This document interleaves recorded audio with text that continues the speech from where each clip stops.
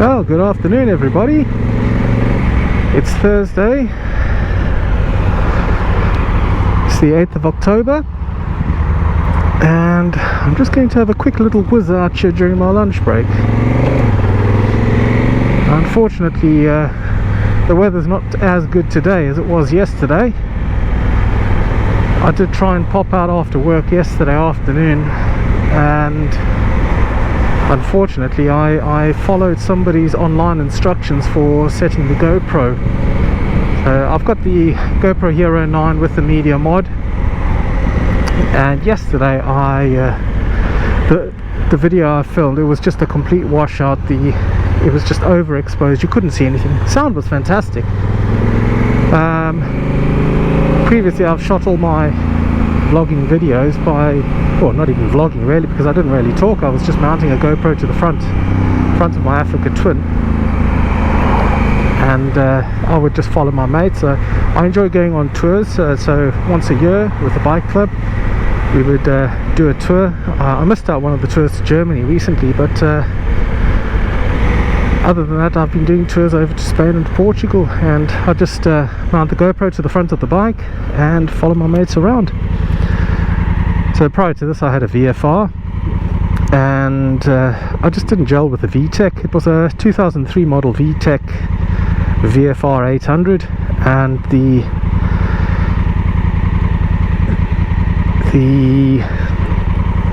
feeling between the VTEC being on and being off, it was almost like the old two strokes. It was just like a kick in the pants really when the VTEC kicked in.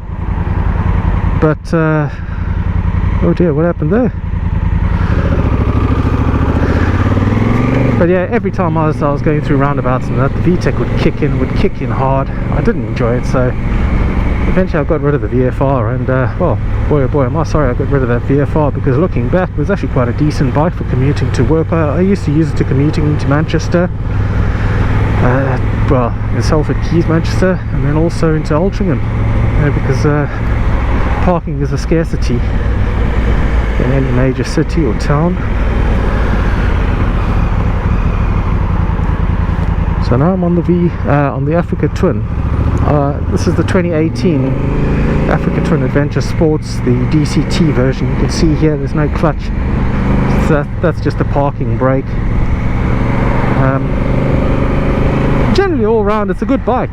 It's a good bike, but it has a few little niggles, and one of the major niggles for me is the windscreen. Just no matter what I did, I was getting this buzzing from the wind buffeting, and this screen has been by far the best that I've tried. I've spent in excess of £2,000 on various spoilers. I tried spoilers first. I've tried the wind deflectors. I've got the upper and the lower wind deflectors. You can see them here. Fairings. I even reverted back to a standard Africa Twin screen, and that only had 4 holes as opposed to the 6 holes for the Adventure Sports screen. So it took a little bit of fettling, but I managed to fit that. That didn't help. I tried that big grotesque looking Batson adapter, and I used that in my trip to Spain last year, but you know, that set the screen forward another 2 inches and it wasn't that great. So eventually I've come back to this, the MRA. It's a German screen. It's the MRA touring, MRA Vario touring screen, and that seems to have worked the best. It took me a long time to realize that, you know, increasing the height of these screens doesn't help with the wind buffeting. It just makes it worse and worse. You cannot believe it. It's just this high-pitched buzzing where your head is just wobbling all over the shop. And yeah, I did try. I read many people in the States have tried the shorter sports screen, the MRA sports screen, so I tried that, but that didn't really help. The only solution I found, the best solution I found, was to remove the screen completely. But then the bike looks quite naff. You can't ride it like that, because then you've got absolutely no wind protection, and it just made the bike really rowdy. I was getting a lot of road noise.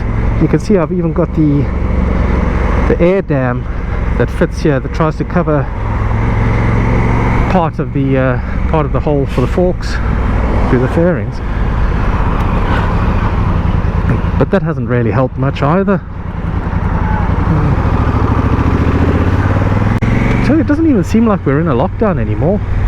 There's just so much traffic. Yesterday when I popped out after work, it was so busy. It was almost like rush hour traffic of the norm.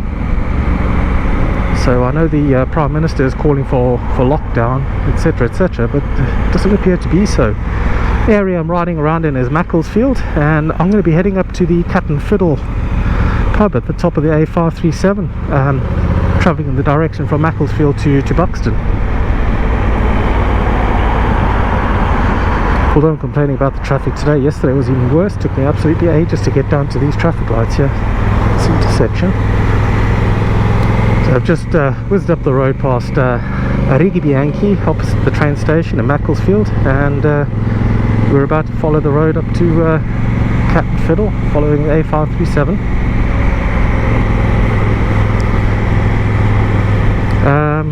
What else can I tell you? Oh, yeah, I know I was going on and on about the screens, but I've probably got about 5 different screens sitting at home. I actually need to go through them all and start selling them. I'm actually looking at replacing the Africa Twin. I'm only 2 years into it, but you know, because I can't get rid of that high-speed wind buffeting, it just makes it uncomfortable for long journeys. You cannot believe how tiring it is, you know, after a full day's riding, and you've just got this buzzing all day and your head bobbling. It just makes for an incredibly tiresome ride. So I've tested a few bikes now. I went into Williams BMW in Manchester, and I've tested the BMW offerings. I tested the GS first. I know everybody rages on about that bike, how incredibly fantastic it is.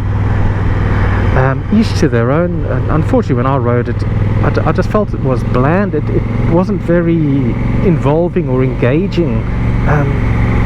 You know, the Africa Twin, it bucks about. It seems to accelerate far quicker. You know, just the initial, I'd probably say up to about 30 miles per hour. The Africa Twin seems to accelerate far quicker than the BMW. I understand the BMW's got the new engine, which produces more brake horsepower. But you know, feeling wise, it doesn't feel quicker than the Africa Twin. The Africa Twin feels far quicker, or should I say more responsive. Tried that, and then I tried the BMW R1250 RS Sport, and I enjoyed that bike. That bike was great. It reminded me of my old R1100S that I used to have before.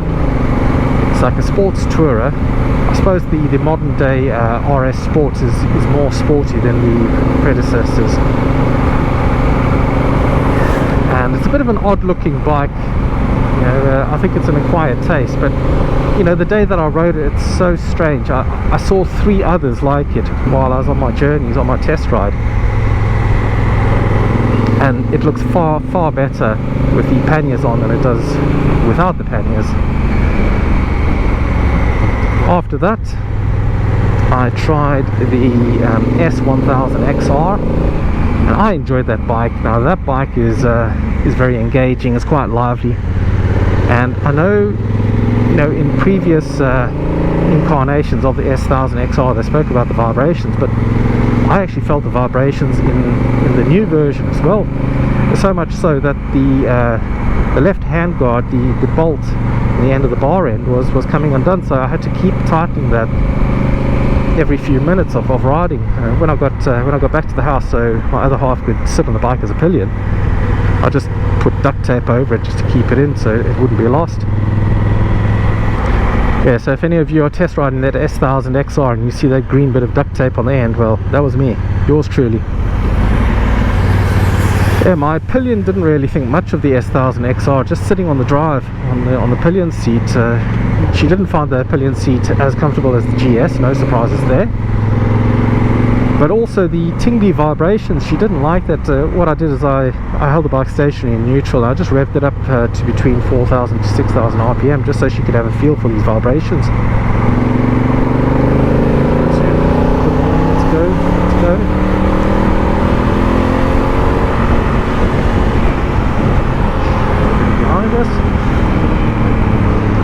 this corner here is quite misleading. As you go into it, it looks nice and open, and then it just tightens up. This Captain Fiddle, this A537 road is I think it's been nominated as the most dangerous road in Europe. Just having a look at the scenery around. I've got the GoPro 9 I've got the GoPro 9 Hero Black set up in activity mode. Yesterday I had it in cinematic mode, and I manually overrid some of the adjustments. Learnt my lesson, won't do that again, so I've just left it now in activity mode, which is 2.7K, 60 frames per second, and we'll see how that goes. Now, one thing I noticed with my GoPro Hero 8 is that if I looked over across to the scenery like that, it would take a while for the GoPro to actually focus on the meadows and the valleys to the side. It would always, I don't know if it was the EIS, the electronic image stabilization, that would always try and keep the clip pointing forwards. But it was hell of a annoying, because you hold your head for seconds like that, but when you watch the replay, it would only turn to the side and then almost back again immediately. It was like you barely even turned your head.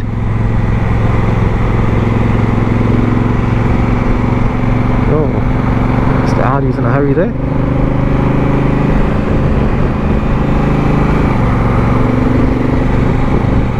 Yeah, so this is my back garden. I come along here quite often.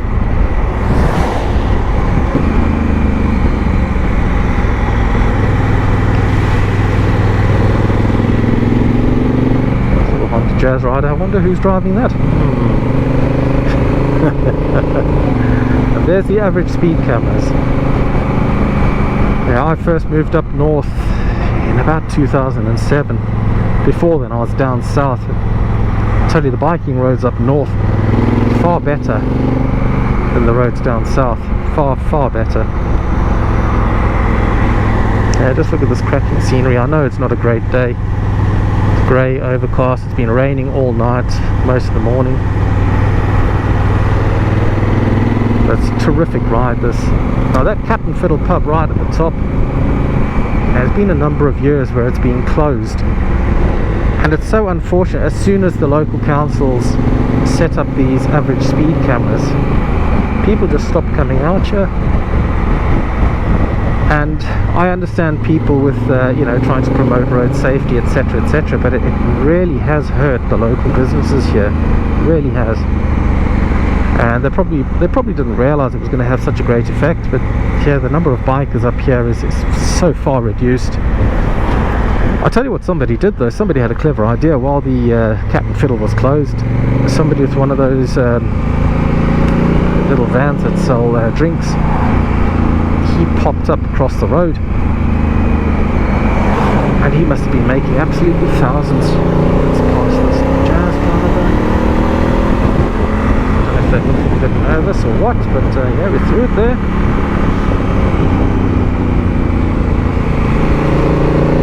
So yeah, I've got the DCT box on the Africa Twin, and just riding slowly like this, it's quite enjoyable. You know, you don't have to change gears very often. Oh, when I say change gears very often, the only time I've changed gears manually is when there's very tight hairpins. I find that the DCT doesn't like that. You know, I've ridden some switchbacks before with a pillion. I think we were up in the Yorkshire Dales, and the DCT, it was changing gear twice in a corner. So we're going to the corner in first gear, it would suddenly decide it wanted to be in second gear. It would change up to second gear, and then it would realise it couldn't hold second gear.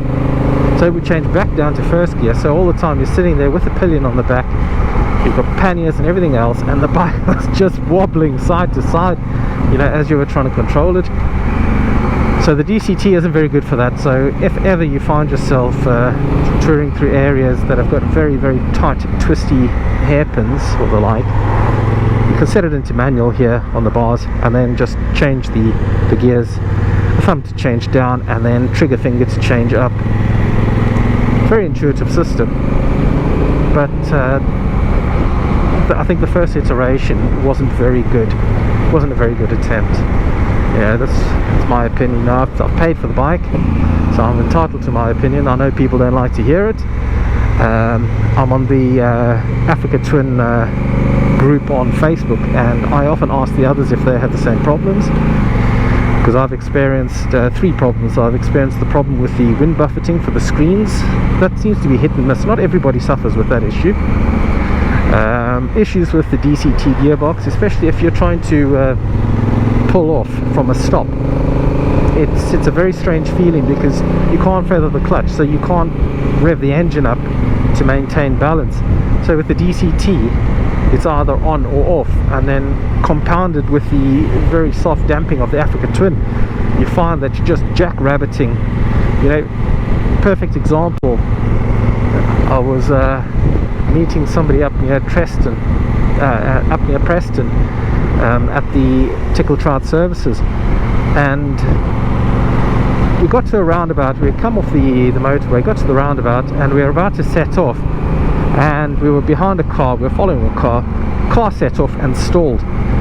So I opened my throttle to pull off behind the car, and it's almost like having an elastic where there's nothing, and then it just shoots off the DCT. And once it's going, because if you try and brake, it's almost like a split second, but it feels like forever, where the bike continues to go before it stops. And we almost careered into the back of this vehicle that had stalled. Even though I had accelerated and then immediately braked, it still sort of took a while to engage. Once it was going, it was off. And then when you try and brake, it's just like a slight hesitation before it slows the engine down. So yeah, that was the second issue that I've had with the bike. The third issue is the quality, and I'm not the only one that's had this issue with quality. My mate bought exactly the same bike. Well, he was the first one to buy it, and it's the reason why I bought the bike, because he pulled up at my work at this fantastic looking Africa Twin in the tricolour, and it just took me all the way back to the 80s. I remember seeing this bike. I was working in Tanzania at the time, and one of the locals there, one of the local workers, his brother came to visit him. I think he was from Canada, and he had the old 80s style Africa Twin, and impressive looking bike. So I've always remembered that. So when I saw this, I thought to myself, you know, that's a cracking looking bike. I've got to have one of them. And it's such a departure from my previous bikes. You know, I've been in the world of sports bikes. You know, I've had the Fireblades, I've had GSXR 750s, GSXR 1000s, I've had the Kawasaki ZX-10R, also had the VFR for commuting to work. That's a different story. And yeah, I just fancied this bike, so I got it. And well, everybody laughed at me, all my mates. But surprisingly enough, this bike handles like nobody would expect. It's a big, tall, heavy bike. It's very top heavy, this bike, but the handling, it's phenomenal for the bike's size. Let's see if we can pull into Captain Fiddle. This is the Captain Fiddle. Let's see. Yesterday when I came up here, the cheeky little monkeys, they had actually cordoned off the parking, so you couldn't even get in. I don't know what they were going to achieve by that, because surely you need to have the parking spaces open, try and get the bikers back, because once the bikers are back, you'll encourage them more and more to come around and invest in your business. So yeah, years ago, this is one of the meeting points we'd have. I know it says customer parking only, but I don't think the previous owners used to mind people just coming up here. They'd stop in, get a brew, get a few sandwiches, or a bowl of chips, cheesy chips, and then we'd head off to wherever we're going for the day. Great stop. So if you follow the road, you continue all the way down through to Buxton. You can get to Buxton and Bakewell. You can also get to Matlock heading that way. You can see the average speed cameras there, and as I mentioned before, the average speed cameras, I think it's ruined it for everyone, including the businesses. And I believe that's why the Cat and Fiddle pub shut, is because of those average speed cameras, because the bikers just didn't bother coming out anymore. I'll tell you what I will do is I'll give the camera lens a quick wipe. I see it's got a little bit of water on it, so hopefully I don't make it worse.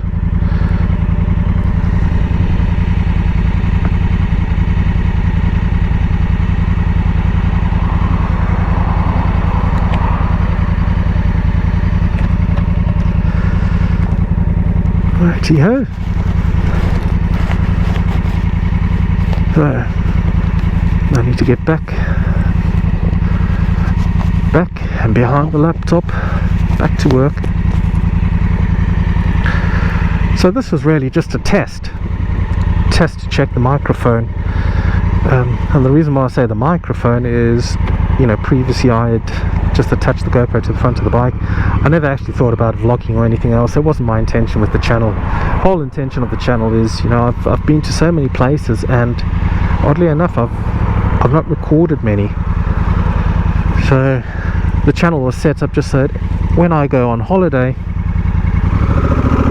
I can just take a few videos and just show where I've been, or if I go on a bike tour or out with the bike club, riding with my mates, I could just share that, you know, add a little bit of escapism to everybody's lives. It's howling up here. It was howling yesterday as well. I suppose it's always blowing a gale up here.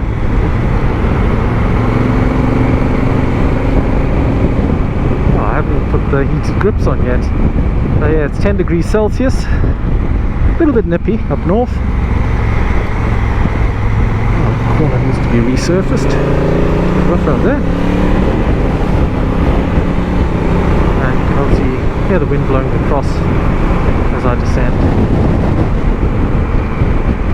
I tell you, since Captain Fiddle closed, this little pub here, this Peak View restaurant, it's done so much business in the summer months, excluding this lockdown period.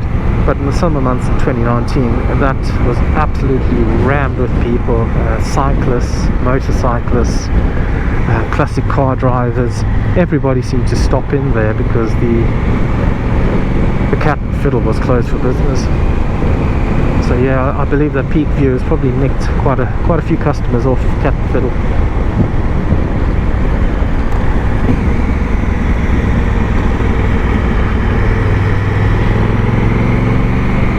Yeah, so what else can I tell you? Oh, recently I've changed my helmet while I was on tour in Spain. On our second to last day, I dropped my helmet. Absolutely ridiculous. I had this RI Quantum ST that I'd been using for a number of years, and yeah, I dropped it. What a mug. So yeah, I've had to replace that. It was 5 years old already. I dropped it from quite a height. This the Africa Twin is quite a tall bike, and I just thought, look, probably time for a replacement. So I got myself this AGV K6. But the AGV K6, it's such a light bike, you can't believe, sorry, it's not a bike, it's a helmet. The AGV K6 is such a light helmet. I think it's manufactured from Kevlar, but it is just so light when you pick it up. You know, most helmets will be like 1.4, 1.5 kilograms, and this is, I think it's about 250 grams less than most of the helmets. So it's a noticeable difference. Give this lens a little bit of wipe. I don't know if you've got water on the screen, but I'll give it a wipe nonetheless. The rain seems to be coming down. It's not a very pleasant day today.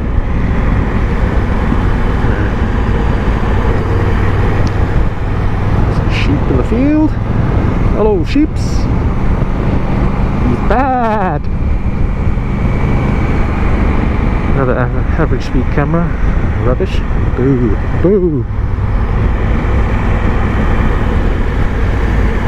I think you'd have to really be pressing on to get through this Cat and Fiddle at an average speed of 50 miles per hour. I know there's certain sections, yeah, probably coming down the hill there in a straight line, you can probably get a bit of speed up. But everywhere else, oh, tight, twisty turns like you can't believe. And as I mentioned right at the start, the number of accidents along this road is crazy, absolutely crazy.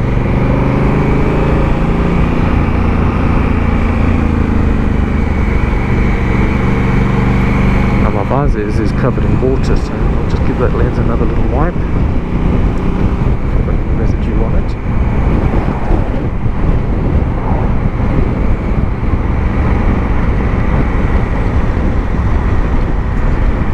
Fantastic part of England, this. You know, I've when I first emigrated to England back in 2002, I initially settled in Slough, and yeah, there's quite a bit of truth in that old poem that goes, drop ye bombs on Slough. It's it's not the best of areas. And yeah, I moved on to Maidenhead. That was a better area. And I went down again when I moved to High Wycombe. And then eventually I moved up to Manchester. I was living in Sale, just outside of Manchester, just south of Manchester.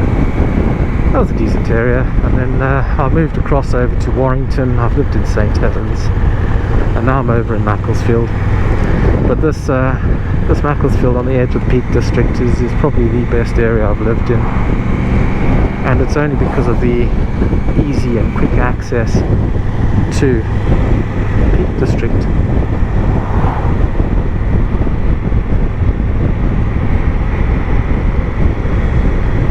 I'll just clean that lens every time a truck goes past because they seem to flick up quite a lot of dirt. Yeah, in the mornings when I used to travel to work, it almost seems like a distant memory, 2019. But you'd have all these trucks, and I think they were going, I think they transport gravel stone, because there's a quarry if you're heading towards Buxton.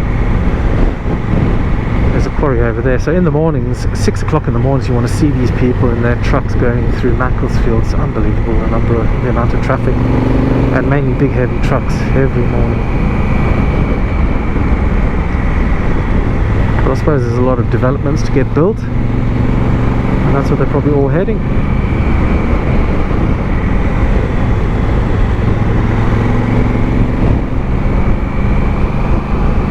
So yeah, this is just a test of the new GoPro Hero 9 Black, along with the Media Mod, and I've had to purchase the chin mount. I can't recall the name of the company.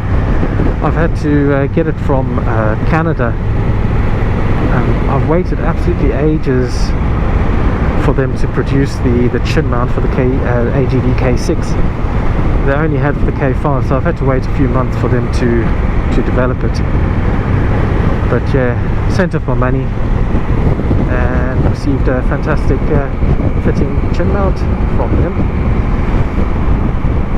So if anybody's after a chin mount, I'll put a link in the description. You can see exactly where I got it from, what I paid for it.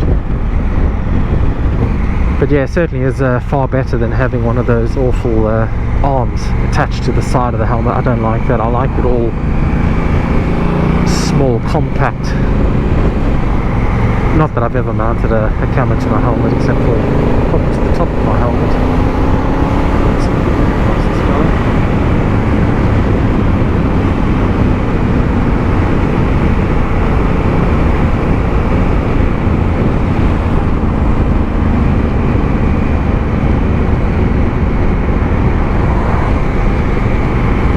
I notice quite often with car drivers, if you're riding behind them with a bike, generally they tend to slow right down, and they want you to pass because they move right over into the gutter, but they don't realise sometimes that you can't see ahead, or there's double whites, and you don't know if a copper's just hiding down the road, peeking around the corner, just waiting for somebody to cross those double whites.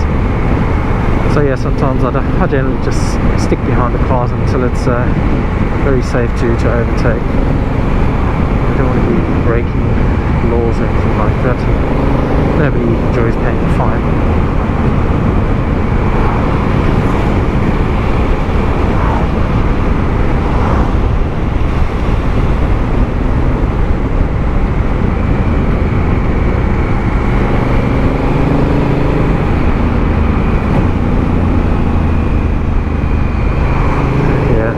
Here's that deceptive corner in reverse, so from tight to opening up.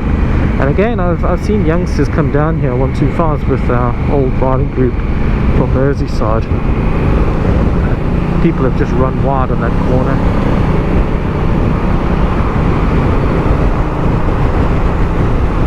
Fantastic views. Yes, I mentioned that the whole reason for this testing now is to test the microphone. I've recently purchased a new microphone. I've purchased the Rode Lav, it's called. I think it's a lavalier type microphone that attaches to your shirt lapels or jacket lapel. And then I've also what happened there? I did press the button for it to change up. It's a bit hesitant. Yeah, I also purchased the Dead Cat, the little fluffy bit that fits over the end of the microphone. And it's all because I couldn't find my original Purple Panda microphone. I bought the Purple Panda microphone. It was absolutely fantastic. It was a really good piece of kit, that, and it was dirt cheap. And then I couldn't find it. So of course, being a bloke, I was blaming everybody else in the household because you know, I certainly wouldn't have thrown it away. So I was blaming the other half and her mother and any mate that came around to visit, blaming them all. It was all their fault. And strangely enough, I was getting all my snowboarding kit ready for a snowboarding trip I've got planned at the end of this year. And while I was scratching through one of my snowboard bags, lo and behold, there I found my Purple Panda. Oh, Purple Panda microphone. Oh, so yeah, I've had to apologise to everyone.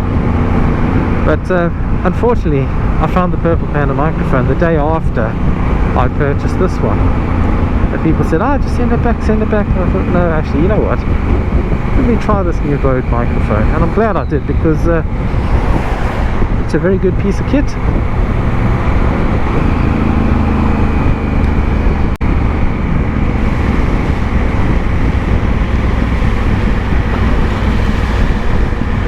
Yeah, it's a very wet and miserable day heading down into Macclesfield from Cap and Fiddle.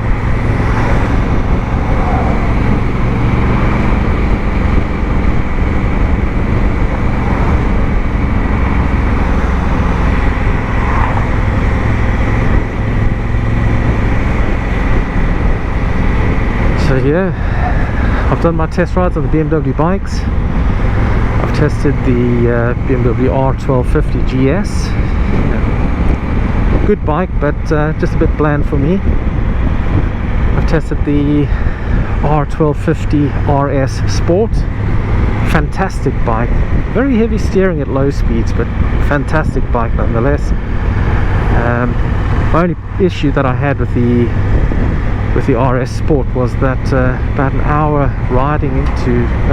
into my test ride, I started getting pins and needles down the right hand side of my right leg, or the outside of my right leg. I don't know why, because that's not happened to me for years and years and years. I think the last time that happened, I was on a long ride to Wales on my GSXR 750. I used to have this old K1 GSXR 750. Great bike, a bit of a rat bike really. It had been chucked down the road several times by various people, and then I picked it up as like the 20th owner or whatever it was, can't remember exactly. Spent a load of money on it, and it was a great bike, but I just remember that one trip. Oh, I don't know if it's that sciatica nerve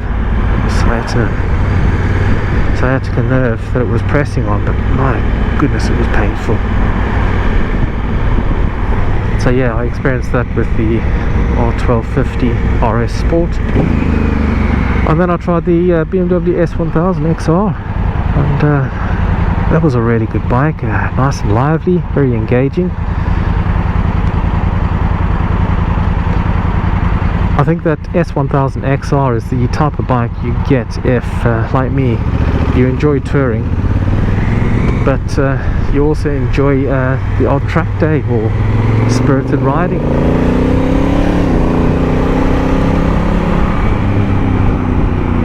So I did like it. Loads of vibrations, even in the new version. I've not tested the old version. Well, I did have a test ride of my mates over in Spain for probably about 15 minutes between stops, and the older version was a good bike, and I can't remember the vibrations on his bike. But yeah, the new bike, it vibrates like a bad one, between 4,000 to 6,000 RPM. And I was led to believe that they'd fixed that vibration. I don't know, but I suppose you could get around by just putting weighted ends in the bar ends. But yeah, that was probably my favourite out of these bikes I've tested. So I've got a few more bikes to test. But you know, family life gets gets in the way of testing bikes. Yeah, I'm going to have my lad's going to visit me this weekend, and it's sad, you know, I've only seen my son now for the second time this year. I saw him back in March, and yeah, we're going to see him this week in October. You know, twice in 1 year. It's been quite hectic. It's affected a lot of people's mental well-being. This lockdown, it's no good. You know, my heart goes out to all the people that are living on their own. You know, unfortunate in that I do live with my other half. But the unfortunate thing is, during the days when we're working, she works from the dining room and I work from the upstairs study. So I'm staring at a wall for about 8 hours of the day. And yeah, just getting to see family. Well, we haven't really been out much because of this lockdown. You know, the first 5 weeks of lockdown, I was so scared of this virus. I didn't know what was happening, so I just stayed inside, stayed at home, didn't go out, didn't leave the property for 5 weeks. So that was a bit crazy. But I think as we learn more and more about this virus and how to cope with it, I think things will ease off. Yeah, compared to the Spanish flu they had back in 1918, which lasted a couple of years. You know, I know that our hygiene, our personal hygiene, is far better in 2020 than it ever was back in 1918. So I'm hoping with everybody following the recommendations set out by these health organisations. Here in the UK we have the NHS, and they give absolutely spot on advice on the NHS websites. You can find out about anything really, any queries, and it comes straight from the NHS. There's no sort of medicine man, some random medicine man on Facebook or YouTube or Google telling you, you know, rub some hot gravel in your hair to cure yourself of any ailments. Nothing like that.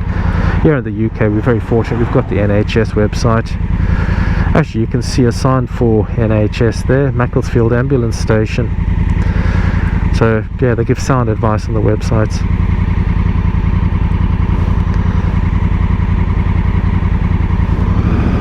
Here's one of the new developments, Macclesfield. I tell you, they've got temporary traffic lights here so often. Yesterday they blocked this road completely, and I don't know why, because there's no entrance to that new development. There used to be, but now they've taken a road off the roundabout here. So very busy here since they've built that new development.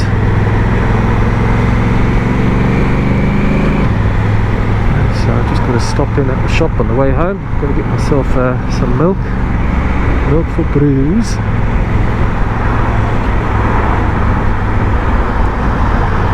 Yeah, maybe I should just let you on a quick, well, it's not really a secret, got a little thing, Skippy's Adventures.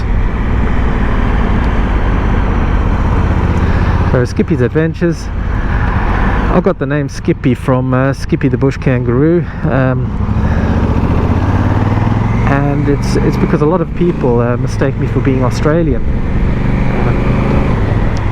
My accent, I think people just can't really place me, either Australian, New Zealand. I'm originally from South Africa.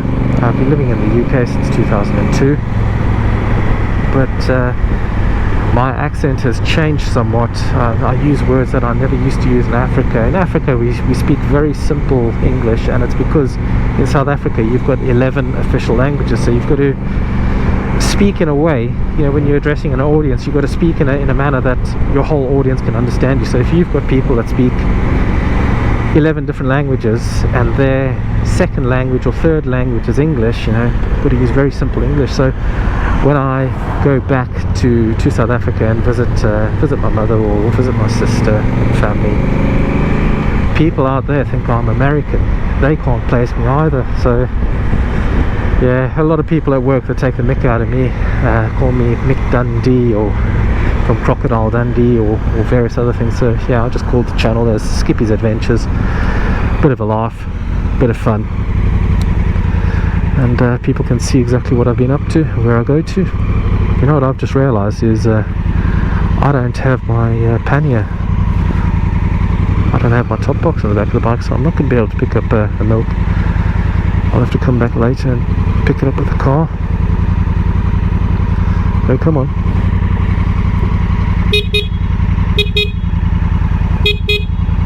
You've dropped your card.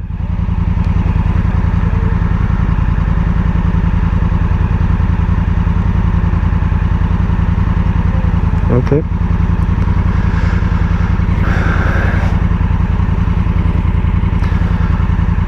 Yeah, this little Tesco Express in Macclesfield is so busy.